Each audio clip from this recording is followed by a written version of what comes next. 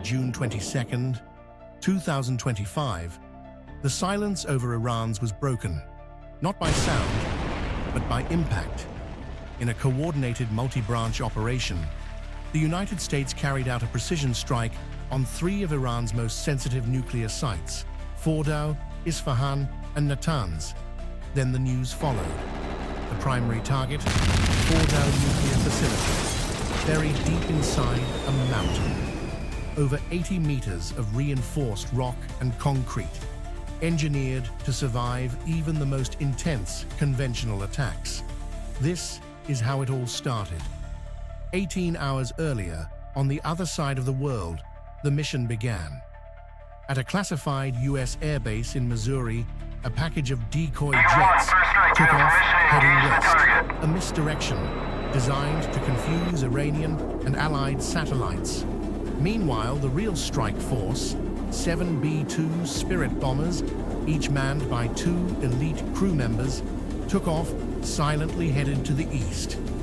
Each B-2 carried the crown jewel of American bunker-busting technology, the GBU-57 Massive Ordnance Penetrator, a 30,000-pound bomb capable of crushing underground targets no other bomb can reach. The journey to Iran was long, over 18 hours of flight, crossing multiple continents and requiring at least 4 mid-air refueling operations, coordinated by a fleet of dozens of KC-135 and KC-46 tanker aircraft. At 1 a.m. Iran local time, the first kinetic action began. A stealth submarine positioned in the Persian Gulf unleashed a dozen Tomahawk missiles toward Isfahan, neutralizing known air defense and surface radar installations. 10 seconds apart, each missile struck its programmed target. By 1:30 a.m., the deception phase escalated.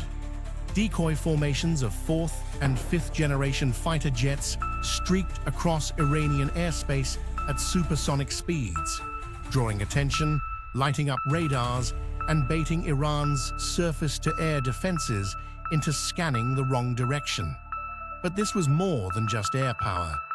U.S. Cyber Command and Space Force Command launched simultaneous assaults on Iran's satellite uplinks, early warning systems, and digital communications, effectively blinding their defense grid in key sectors.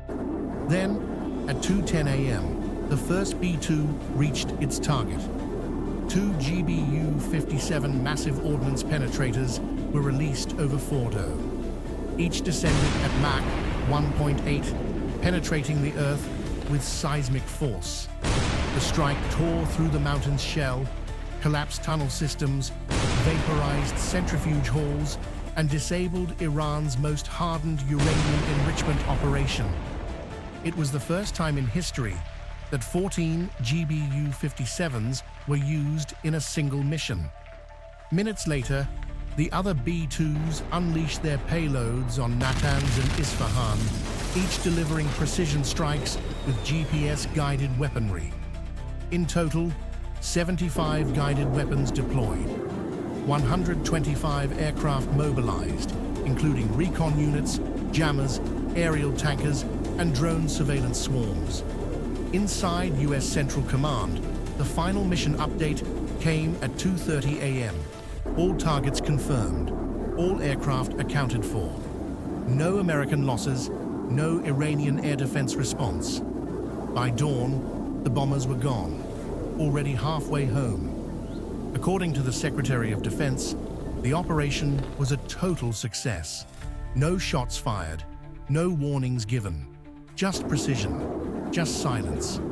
The 14 days prior, diplomatic back channels had been intentionally activated, an illusion of peace designed to delay international intervention, while the clock quietly ticked down.